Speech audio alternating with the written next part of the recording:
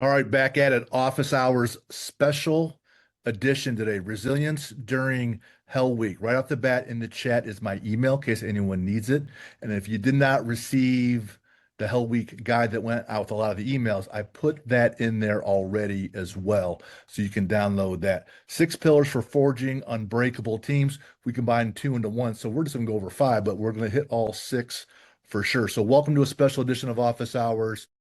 Be engaged. So drop immediately in the chat what's your sport of choice and what's your role in that. And we're going to get into what we're doing today.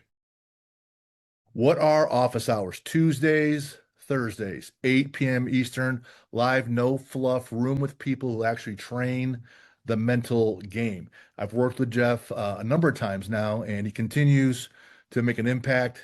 Years ago and in his day-to-day life and everything going forward is all about applying the lessons learned over life, evolving them, the hardships, and moving forward. So the flow of today, the fireside with Jeff, we're going to go over his pillars.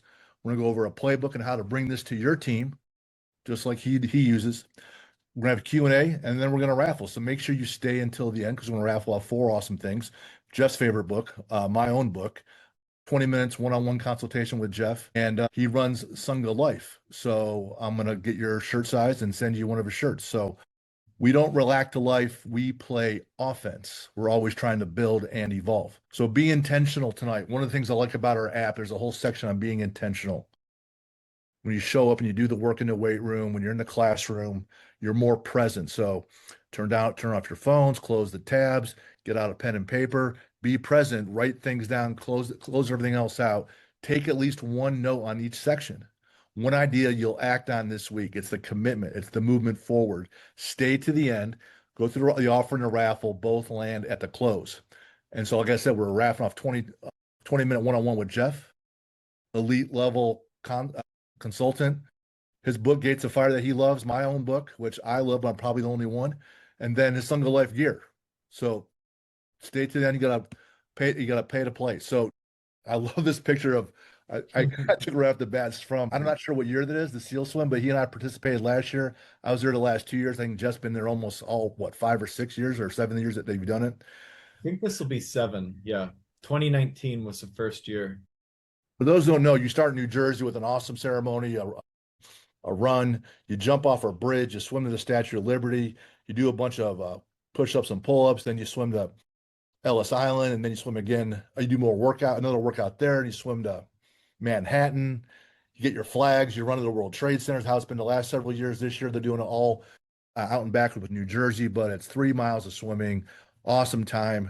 I gave him my best shot last year, which was brutal. But really, last year I think we raised over $700,000 for the military community. Combat tested Navy SEAL, made it through Hell Week and Buzz. That story is amazing in and of itself. He founded Sangha Life. Endurance athlete, lives the 6 pillars. I'd even put in there, has his MBA from UCLA. He's working with Conor McGregor, and they just had their second kid. So I don't know when he has time to sleep, and it doesn't seem to happen very often. But Jeff, thanks for being here. Hey, thank you for having me. This is going to be fun. It's going to be a good time. Just be yourself, and don't get too nervous, right? I don't see you getting too wound up. Yeah. So right off the bat, the bell. Jeff, just walk us through. I'm going to get right into it. The SEAL mindset, your mindset, things you learned early on. Hell Week, 5.5 days, less than 5 hours of sleep, cold, wet, and sandy. What kept you from ringing the bell at, say, 3 a.m. on day 3 when you still got plenty to go? Walk us through the lessons and the mindset there.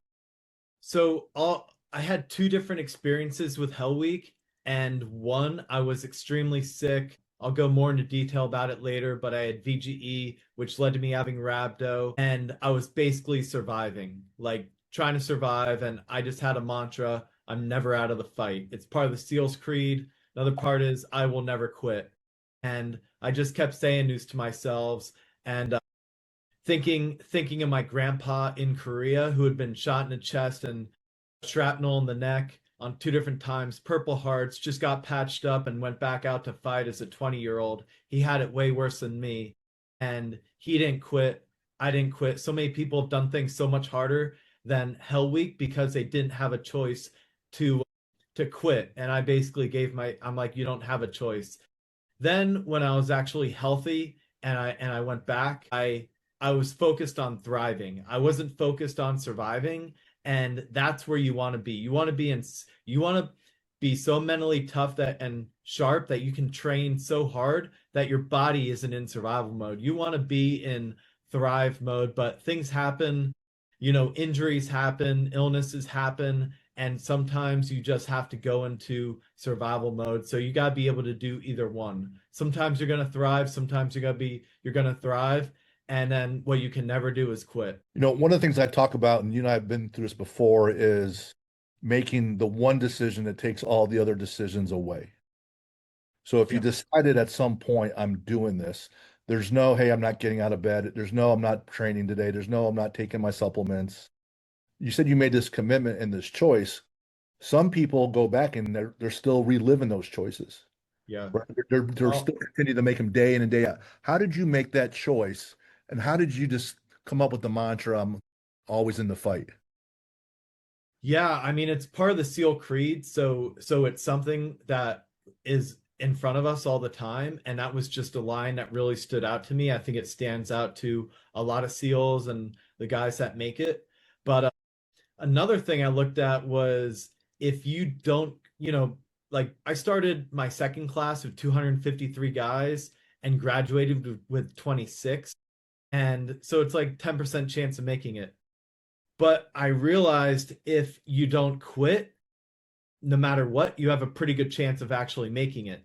70% of the people quit, maybe 15% get hurt, maybe another, there's some performance roles and medical roles and drops, but as long as you don't quit, you actually have a pretty good shot of making it. So I just took away my ability to quit, and I said no matter what. To me it would have been like committing suicide, honestly. It'd be like just it's like I would never commit suicide. I'm never gonna quit. Like neither of them. I'm just never gonna give up in any way. And that's just kind of how I looked at it. It's just not even an option. In Tony Robbins' Awaken the Giant within chapter 4 is called Decisions. And Yeah. it's that level of commitment where you make this choice. And I'm like, I'm doing these things. And if you just kind of hang on and kind of hang on, at some point, someone else is going to just fade away and you're going to get a little bit better. And as you hang on, you're going to develop another rep that you got through it and therefore some more confidence. And it just starts feeding on each other. It's a very deliberate thing you have to do to quit, and and you have to ring a bell 3 times. Then you take your helmet with your family's name on it, you put it down. Everyone looks at that helmet for the next 2 months with your name on it, and there's hundreds of them lined up there on the grinder. And I could just never, I I want to be a SEAL. I tore my ACL when I was 16, became obsessed with it. A couple years later 9/11 happened, and now I was like, okay, now I want to be a SEAL to go hunt the most evil people. I talked about being a SEAL a lot. There was no way I was ever going to go back on my dreams, and I had so much visualization through my teens into my 20s into finally going there at 23, and there was just no way that I would ever. I just visualized myself like thriving through this training, and I prepared so hard for it, and I tried to eliminate any weakness there is for being a SEAL, and you have to be good at quite a lot. That's called the table of belief. So the table is going to get through the SEAL program. Each leg is support. 9/11 was support. Your grandfather was support. Your level of training was support. The fact that you told everybody, held you Yeah. Yeah. accountable was I more wasn't support. gonna go back home and said, You got to go what? home One and thing you I got to like, eat it. yeah, there was no way, and then I actually was friends with a lot of SEALs as well, and I was never gonna go back to them. Oh, never mind. I wasn't. I just gave up. I just couldn't give up on my dreams. I just Yeah. couldn't. I just could not do it no matter what happened, and it got pretty bad at times with the things I getting the illnesses. But I would also always look back to it. Hey, you're getting paid to work out on the beach with your friends, and I would try to lighten it with that. And if you're like, hey, this is really just working out on the beach with your friends, hey, it's you can't, no matter what you're doing, it can't be that bad. Love it. Controlling the controllables. You hear it all the time. Very easy to say. When everything's stripped away, how you decide where to put your attention, one evolution at a time. Tell me your thoughts on the control of the controllables. That's one of the points you wanted to highlight when you and I talked before. Yeah. So, you have all these skill sets you have to pass. You got 4 mile timed run, you got 2 mile swim, you got the O course, you got knot tying 15 feet underwater, where you got to tie basically all the knots at once on one breath. Then I'm down there playing rock, paper, scissor with the instructors just to come up for air from 15 feet. Then you got swim. So you got all these things you got to do, but and people get really intimidated by the water too. But honestly, some of the things, all you have to do is put in the time. If you put in the time and train, the water should be the easiest thing there is. It's all technique, it's staying calm, and then running is, you got put in your time and just run a lot. And then there, you gotta run under the boat. It's a lot of you just gotta buckle down and do it. And you do about 50 miles with the boat on your head in Hell Week, and everything will get ripped off on your body too. Like you're just walking chafed everywhere. All the skin's ripped off the middle of your hair. You basically have giant salami scabs coming off the middle of your hair, but you're just like, whatever. And all you can focus on, you look at the most positive way you can. I'm doing this with my working out on the beach with my best friends. If you just control that, control your mindset, control that you will never ring the bell, and you're gonna practice all the skill sets you need to do until you can pass, you're going to have a good shot at making it through this training. This training is not impossible. You just have to put in the work and never quit. What about the redirection? You're hitting with a task, an obstacle, something's out of your control. You can say it's out of my control, but you also have to redirect your mind onto something else. Talk about that's a process, that's a choice. Yeah, I mean, it's just like doing a mission in the SEAL teams. You're going out, you got a plan, you, and next thing an IED blows up the vehicle you're in, you got to bail out, you got to pivot and move on. It's like being in a fight. Everybody's got a plan until they get punched in the mouth, but you just got to keep driving forward. You got to train for worst case. I trained for worst case scenario. That's why I still made it when I had worst case scenario happen kind of over and over. But I just say train for worst case scenario and then continue to push through when it happens. Love it. Love it. The monkey mind. This is a phrase that you introduced to me when we were talking last. You say you're not your first thought. And we kind of alluded to that a little bit in the last slide. How does the SEAL train the voice in his head so you're in control of it? Exactly. So our mentor would speak to us about this. He would speak to us about stoicism, philosophy, delayed gratification, some of the most important, because a lot of these guys are 18, 19, and there's not that big of a difference physically, but where there is a big difference is right here, having that little bit of life experience, understanding delayed gratification, putting off what you really want. And then the monkey mind was a big one for me. He explained it as, at random times you'll have a random horrible thought pop in your brain and you're just like, what the heck was that? That was not cool. And that first thought you had is not who you are. Who you are is your thought about the thought. And so when I'm out there and I'm doing, sometimes it would even be doing something easy, doing drop, you got to do 20 push-ups. I'm like, oh, I don't feel like doing this, I want to quit. And I would just tell myself, shut up. I'd be like, shut up, that's not who you are. And then the strength would come over me, and I would, whatever that weakness was that came out at first, this stronger thing would come out and overtake it. And I'd even call myself whatever that thing that came out first, I would call it a bunch of names and everything, whatever that monkey mind that was coming out there. And I never gave it any respect. People say, did you ever think about quitting?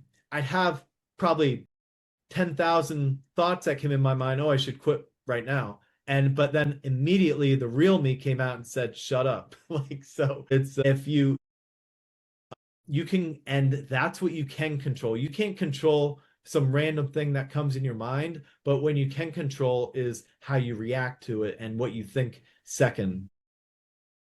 I really learned that lesson painfully last year prepping for that swim. Having started from nothing, it was quite for me the feat just to qualify doing all the volume in the pool. But Yeah. but then that's not swimming in open water where you can't see. So even though I Yep. did I did 3 miles with Kenny Bigby, Yeah. my first triathlon was 400 meters in a murky water, and I'm panicking on my back, and I only had like 2 months left to prepare. Totally different animal. So luckily, I had a coach. I practiced at this lake over and over again. And to your point, you did enough times. When I would start to feel that panic, I would say that phrase from Game of Thrones, "Not today." And so I would start to panic, and I would say, "Not today," and I would smile. And all I went down to was the 10 and 1. Every 10th stroke, I would do one breaststroke to sight and recite myself. So if I could do 10 and 1 over and Yep. over again like an idiot, and I would say, "Not today," when I start to panic, then that was my process for handling, the panic and the anxiety and and my redirection and my focus. So when you talked to me about monkey mind years Yeah. ago, I actually had to put that into practice and use it. Yeah. And having a mantra, like you were saying, can be very powerful. When you can focus on a powerful mantra, there was a SEAL I knew who had he would always say, not dead, can't quit. Not Mm. dead, can't quit. Not It's got to dead. be short, sweet, and really, meaningful to you, Yeah. and then direct it. Yeah. Finding your why. How do you find a why strong enough to carry you through something built to break you? Yeah. For me, it was a lot of just family. You just gotta there can be many reasons. I became a SEAL for probably 20 plus reasons, but the biggest ones were my family, being able to learn learn skills that I can always protect friends, family, and people I love, get to be a part of a brotherhood, get to uh, just go hunt the most evil people in the world and make sure they don't come back to America. And they're all very powerful, and you just you just need one, but if you have 20 it's even better. And and when you have your why, the how doesn't matter. And you just gotta keep pushing through, whether it's sometimes it's pushing through the training as well. Push Sometimes the training should be harder than the main evolution. And if you do that hard enough, sometimes that's when you're gonna thrive. Like when I was actually healthy and I was able to train super hard, I was laughing my way through Hell Week. I was sprinting, I was making jokes that, man, Hell Week's easy when you don't have rhabdo. The same guy who had seen me really struggle before and like really vouch for me ended up talking about me to the next class as they were going into Hell Week, and was like, this guy, he whatever you're going to go through, it's not going to be as bad as what Jeff went through. And then when he did it again, he was laughing and smiling, and that's the kind of person who's going to be a Navy SEAL. One of the core values I always listed was enjoyment because you have to do a lot of crap. And if Yeah. you're not having fun along the way, then it's not sustainable at all, no matter what the profession. And to you took my follow-up question about having multiple whys. Yeah, one is huge, but sometimes when you have 20, Yeah. sometimes the other one that's kind of small carries you through. Hey, it's like it's sunny on the beach, and you're over at Coronado or the Hotel Del, and then everyone's out there, cheering you on, right? That's a whole different deal than being cold, wet, and sandy, but you're thinking about your faith. But having those different ones. So my other follow-up question was, every once in a while, a why or that feeling might fade temporarily in your head for a little bit. You have a process for reintroducing it, going back to it, looking for a new one, because sometimes it doesn't just feel the same every day. Yeah, if it's something, on the Hell Week subject, there's people that they have their why, and then in the middle of Hell Week, they say, "Oh, you know what? I realize I want a family now." And it's like, "Hey, you're going through something crazy. You thought about this with a straight mind, and all of a sudden you're going through something really hard. You're just making an excuse. You all of a sudden realize Monday or Tuesday of Hell Week that you're more worried about having a family than being a Navy SEAL. It's like, that's not true. You're just looking for a way out. And and I always said to myself, if I ever have that type of thing that goes through my mind, I'm just gonna be like, all right, well, make it through Hell Week and then you can quit, you know? But of course, that's never gonna happen. So when you have a goal and and you've thought about it logically, you know, it doesn't, you don't have to be motivated on it. You just have to be, you have to be disciplined on it. Motivation doesn't mean like, you know, anything. It's all about being disciplined and pushing through. And you already made the decision. Now you just have to stick to it even when it's not fun. And it's not fun Monday or Tuesday of Hell Week when you're getting absolutely smashed and you're not even halfway through. So, yeah. I can't empathize because I was never really pushed through anything like that. But I do agree that the commitment has to be there for anything of real value. And it's easy to make a different decision in the midst of it based on how you feel. Just look at Yeah. all the stupid videos of people getting drunk. Well, I feel this way. Hold my beer, watch this. Well, you wouldn't have done that when you were sober thinking it through, right? So when Yeah. you were sober thinking it through about committing to this endeavor, you made a choice. Now that it feels different, you're like, well, maybe not. And so it was never really there. So I totally get that. This next one, though, for those that don't know, we mentioned it before about rhabdo. If you don't know what that is, that's where the muscle tissue breaks down significantly. Enzymes are leaked into the bloodstream, heads over to the kidneys, can become life-threatening. The kidneys are all upset, breaking down. If it goes unregulated, not fixed, it's going to be a real problem. So to say that you're experiencing rhabdo in the middle of Hell Week, still getting pushed, like dive deep into this, how it went through, how it went down, and because now you have this I can't quit mindset while your body is quitting. Yeah. So Yeah. walk us through that.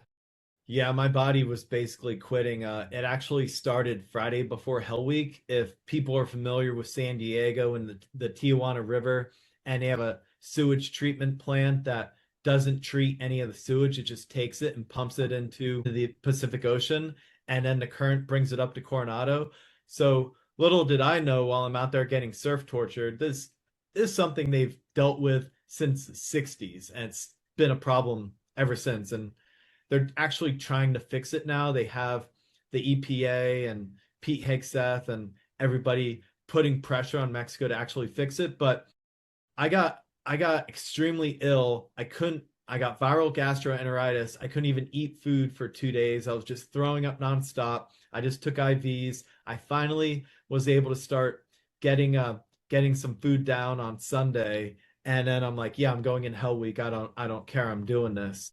And from being super dehydrated and sick and doing extreme exertion and also being out, being hypothermic, all these things together will cause rhabdomyolysis, where your muscles basically break down so much your blood becomes toxic and everything stopped working. It felt like I had knives in my thighs. It felt like I was wearing concrete blocks for boots, and we're having to run with boats on our heads everywhere we go. And everything just stop. I feel like I can't breathe. I thought I had swimmer induced pulmonary edema. It's another thing that's very common that people in buds get because I couldn't breathe. But and it had never been diagnosed before because anyone who ever got it just quit. So I refused to quit. Finally, an hour from Wednesday, I was the last one to not make it through that class, and they end up performance dropping me because I couldn't keep up with the rest of the class. I ended up calling my mentor, who was a SEAL, and met with that master chief who had taught about stoicism, and people started coming in and vouching for me. I said I went into the senior chief's office. I refused to wear the utility uniform, the normal boot camp or things people would wear to clean on the ship. I saw that as a quitter uniform when people went to Extiv. I refused to even put that on. I was wearing my dress blues. I went in, I'm like, hey, I'm 23. I have a college degree. I never failed anything this whole time. I just got extremely sick Friday before. I couldn't eat for several days before Hell Week. That led to me having a bad performance. And you can take away all my pay. You cannot pay me for the rest of buds. I'll live off my savings. I just want to get another shot because I don't want to wait 2 years and come back. I deserve another shot right now. I was just sick. I never failed anything. All these people never passed a single run or swim and they get another shot. They got rolled. I was like, give me an, and they're like, damn, you're the first one ever want to do this again. We're going to yeah, it went back and forth a bit. I eventually got my next shot. I went to the next class. I still had rhabdo. I went from never failing anything to failing every single evolution. And now I'm like, what the heck is going on? Because this was stuff that had been kind of easy for me the first time. I never failed anything. And now I'd already done it. Now I literally can't even pass a run. I came in last place by 6 minutes on a run, like 12 minutes slower than I had like done before. And I'm like, what's going on? And luckily I went to medical. They took my blood. My blood came back toxic. They figured it out. And then other bud students in classes after me started getting diagnosed with rhabdo as well. But it was it was a pretty crazy thing. I went there, came back, started training with Ty Woods, who's a hero of Benghazi, and I was already so mentally tough from doing everything back to back with my body not working. And all of a sudden, I was a super athlete again. But now, all these skill sets that were kind of a little hard for me the first time, but I still passed. Now I'm like pretty excellent at them. So I'm just laughing. I'm laughing through first phase, laughing through Hell Week, making jokes, just having fun. I'm thriving. I was surviving the first time. Now I'm thriving.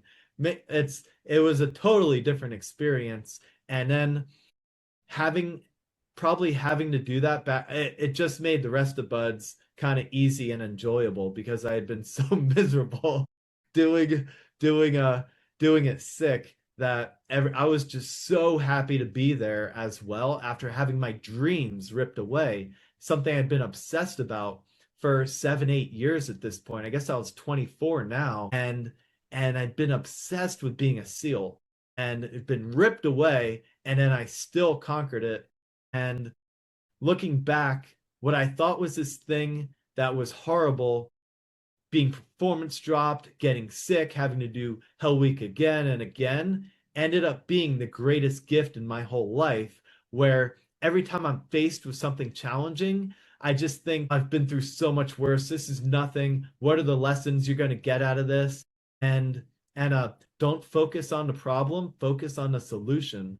And and and then I just don't even stress. Don't even stress. Just focus on the solution there. Figure out my call whoever I need to who might know more about it. Whatever. I'm gonna figure it out. So it's made every part of my life, from relationships to family to tragic loss to everything, and business, being an entrepreneur. It's helped me so much. It's been the greatest gift for my whole life. So if you have something like that, try to take the positives out of it. Try to reframe it. Don't look at yourself as a victim, or I had to, go through. Some people look at things as well, like, Pete, oh, I got trauma from this. I got post traumatic, stress and these, and it's like, well, I got post traumatic growth. I went through all these hard things, and it made me so much stronger and better from it. So look look for how these really traumatic things in your life have made you better and thrive from it. I love that one, James. Be thankful for the struggle, for it creates perseverance. When you do enough hard Right. things, a lot of other things don't seem so hard anymore. And the example I give, and Yes. I reference my grandfather was he was in the army, and he was in the infantry, North Africa, Sicily, all that. And he gets shot with some shrapnel on the side of his face, and it's pulling his mouth towards his ear, right? It's so pulled over there. And so they set up this tent in the middle of the field, this medical tent, and they're performing these surgeries. And they perform the surgery, and when the doc comes and sees him, checks on him afterwards, he goes, "Hey, doc, how did it go?" And the good doc says, "Hey, went by the book." My grandfather's like, "Great," and the doc's like, "Well, no, really, I've never done this before. I had the book open." He ended up being a barber his whole life, and I was asking him, Wow. it's in the '80s now, so I'm a young kid, and he's an old guy, and he had ran his own barber shop, and I said, "Were you nervous at all in the '60s and '70s when everyone's growing their hair and you got a barber shop?" And he said, "Well, they're not shooting my face off. How hard could it Yeah. be?" right? So Totally. you do enough hard things, you have to seek it out and choose to learn and grow from it. I was literally training someone shooting today, and I'm like teaching them some sniper stuff, and I'm laying down shooting the rifle and having them do it. And he's like, he gets up, he goes, "That is so painful laying there and like getting into that position and like shooting from that." I'm like, "What?"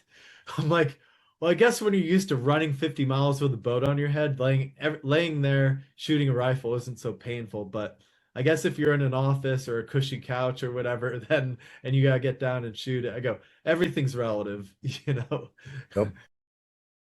So Jeff, let me ask you, for coaches, athletic directors, athletes, if they want their athletes to have a fraction of this mindset, where do they start?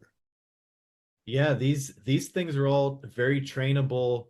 My parents just, had me in sports from a young age, mentored me, had me in the cold mountains doing night skiing in the Poconos, and just all these things I did. My mom would pick me up at like 6 years old from basketball, and I'd be a few miles away. She'd be like, "Do you want to run home?" I'd be like, "Yeah," and I'd run home through the through the hills of Pennsylvania, and I just thought it was fun, and I just trained it all the time. I didn't even know I was training to be a SEAL, but I literally trained my whole life for this, and every it's very trainable. That's the deal. That's the deal. The skill is trainable. If you go downstairs in your basement and it's dark and you want to see what you're doing, you're going to turn on the light switch. You've trained yourself to do that. And so where people really excel is when they buy in that it is trainable and they start making choices.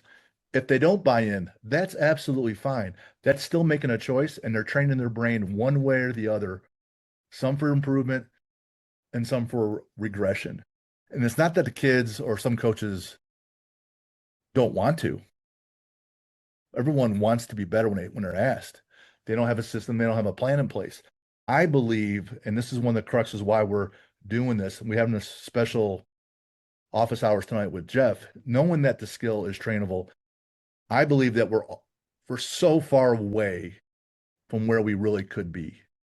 And when Joe Rogan says, "Man, I don't want to meet the guy on my deathbed of who I could have been." Now, I know I'm not going to live up to my fullest potential all the way 100%. I'm just really trying hard to close the gap between where I am and that 100%, right? I'm trying to get as close as possible. So because of that, and having Jeff on here today, we want to reward people. And as they say over in the SEAL community, it pays to be a winner. So normally our summer championship series is $1,500 a team. We cut it in half today. The athletic department is 3,000 a group. We cut that in half. We're not selling this system. We're not selling all these bells and whistles. We're selling the fact that anxiety is going to go down and the team's buy-in is going to go up. We're selling that we can create this team that could play fast because their mind's not holding them back as much. That they could build a tenacity to be relentless. Yes, we have the tools to go along with that, with our active brain management, our office hours, all the things. We have all the things, but really what we're selling is this team coming together to build the best version of themselves. So we don't make offers during office hours, but having Jeff on here today, we're compelled to reward people that showed up and put out. So the offers are in the chat. All you got to do is click on it, make it happen. We're only offering it for 24 hours. I've been a coach the last 14 years. Our job is to get people to move forward. If you're already one of our teams, one of our clients, we want to reward them too. So activate 7 days to feel like yourself again. More energy for the day, less burnout, reconnect with why you started things. If you're already a client, it's free. Click the link in the chat. It's free. If you're brand new, you and your team, 1 week boot camp, $150. You got 24 hours. Make it happen. Make it happen. Those things are already in there right now. Now, knowing that things are winding down, I want people to be able to benefit from Jeff a little bit more. And let's ask some questions, and then we're going to do the raffle. So let's stop share. Let's make this big. Let's see as many people as possible. All right. Anybody with their hands raised? Yeah, we have one person with their hand raised. I believe it's Charmaine. Let's hear it. What continues to motivate you today? So just having the next goal, you never want your memories to be bigger than your dreams. The same way I was excited and wanted to be a SEAL and was basically obsessed with that. Now it's to be successful in business, found different companies that have a lot of impact on the world and can help change culture and push people the right direction and change their lives, make people healthier, stronger, just better people altogether. And then I do a lot of work with veteran nonprofits as well, so trying to give back to them. I'm a board member with a foundation that trains amputee and spinal cord injury veterans, and I like save the coral reef with other special operators through the Force Blue team. And then I'm on a special missions unit, this soft unit that DeSantis made here in Florida. So and then many other things, but yeah. And then just trying to be, the best father I can be as well. That's probably the most important thing in my life. I'm guessing that's Pam is from 22-0 because she asked if you're going to be at the swim this year I will be there. Yes. and has not trained at all for it, which makes me sick because I was doing everything I multiple times a mean, day. I haven't trained lately for it. Got it. I've trained a Uh, lot in the past. let's see. What is your motive and intention? Why do you choose to serve? So my motive and intention, I want to help keep this country safe and also learn all the skill sets that come with being a SEAL so that I can always protect people around me, friends, family, strangers, everything. Yeah. And then also just the really cool parts about being a SEAL, blowing stuff up, shooting guns, shooting rockets, jumping out of helicopters, swimming, learning just how to be like knowing how to do everything, not having a weakness. I wasn't great in the water when I started, but I knew I had to be a SEAL. I thought, going trying to be another soft that didn't would have been the easy way out for me because I was really good at land, running, strength, but I I wanted to eliminate any weakness I had. Awesome. Tim Lovell asks or points out that one of his former athletes just made it through buds, undersized and one of the toughest kids so he's ever Yeah. coached. The small guys are called a Smurf crew. So you're doing all the boats and logs based off your height. So I was mainly I like started in boat crew 2, moved up to boat crew 1 by the end as more people quit. Like the tallest like 6, 7 guys are in boat crew 1, and the shortest is always the Smurfs. Smurfs are usually pretty weak in the beginning, but after a bunch of the smaller guys quit, the ones who are left are just super, super hard, super tough. So it's the Smurfs get bigger as time goes on. You, one of the people here asked if you're a person of faith, and does that push you? Yeah, absolutely. And yeah, yeah, I have a great relationship with God and my ancestors, and I kind of, yeah, I don't want to, I think of God and my family that's been here and everything they did to the many generations of struggle of what they had to go through, how hard life was hundreds and thousands of years ago, to come together in a perfect moment to put me here now. And it makes me realize how important everything I do and how I guide my children and the faith that I put onto them, that they grow up to be good men and can continue to push that down and have, our descendants be great moving forward too and change the world for the better. Beautiful. Last question I have for you. Everybody gets nervous about something where they pause a little bit, or it's like, oh man, this is the thing that kind of gets in my head a little bit. I have to work a little bit harder to work through. What's that thing for you and how do you get through it? So let me see. I'm afraid of nothing. I'm Jeff Gum. I mean, I've done a really good job eliminating the things I was I wasn't great in the water at first. I wasn't great at swimming underwater. I had to put a lot of time. I had to put a lot of time in. I don't know. I Nothing wrong with being good to go. yeah. I don't know. Yeah. I've just spent the last few decades trying to eliminate my weaknesses. So maybe it's a weakness that I am not seeing one right now, but yeah. Love it. One person asked about building composure. What we come together and point out is that it comes from reps. Yeah. Confidence comes from reps. Exactly. So the things that we do with our mindset gives you the foundation. It builds the belief. It builds the confidence that you can, but you still haven't quite earned it. You squatted 450, 475 was there. You're thinking 500 might be there. You don't really believe it, but the coach says, hey, I saw how fast it was. Your form was great. Put it on your back and go. Until you actually squat 500, until you do the 50-meter swim back down and back without breathing, right? Until you've done it, you don't know. So what we do with the mind here was we do all the things in advance to get you as close as we can without having actually experienced the rep. You go experience the rep, and then you keep repeating the cycle, getting better and better. All right, wrapping things up. I want to be respectful of your time. I got my own little spinning wheel here for those attended. The first raffle giveaway is for 20 minutes with Jeff one-on-one. So what you're going to do if you win, my email's in the chat. Email me directly, and I'm going to connect everybody. So the first one goes to Shelton. Email me that you won the 20 minutes with Jeff. I'll connect you guys. Next, Jeff's favorite book. Jeff, point out why you like that book. It was a small, it was a bunch of guys sacrificing the Spartans, sacrificing themselves to save the rest of Greece. And when they're on the way there, everyone's running, all the men are running, and then there's just the 300 men who are moving towards ready to go protect everyone else. And it was just a very powerful book for me.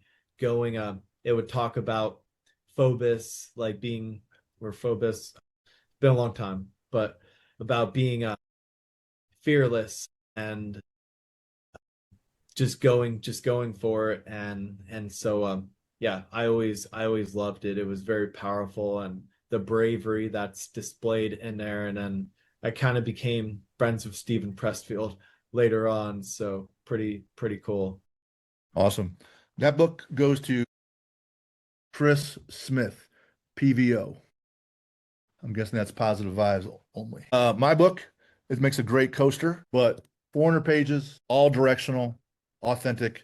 How do you build yourself mentally and physically? That's going to Tim Lovell. So email me your address so I can mail that to you. And Sunga Life t-shirt or a tank top. Brian Taylor, you won that. Send me an email with your size and your address. I'll send that to you. And again, you're making a choice one way or the other on getting better or regressing. Check out the time and effort that we put into the products and services. We're building teams relentlessly. We want you on board. Look at it. The prices will never be cheaper. So if you're going to move, you might as well go now. And if you're already clients, take advantage of the next free offer. We want to continue to overserve. That way you continue to get better. If you've been in one of these sessions, we're doing things like this Tuesdays and Thursdays, 8 p.m. Tell other folks, bring them. Our goal is impact. And we can't do it if I'm here talking by myself, or bring someone else. I don't care if they're even associated with the program. Have them show up. We're going to get everybody better. Jeff, love the time again. Thank you for the generosity, your kindness. It's very humbling. Your willingness to help everyone, and thank you for your service. And keep living the fight. Yeah, thank you guys for all your questions and everything. Thanks for tuning in. It was great to share my story with all of you, and I hope you can use it to better yourselves as well. And thank you, Jim. Always great talking to you. All right. See you, Jeff. For those that are messaging me, I will continue in the chat. Jeff, you are dismissed. Everybody else can take off too. See you.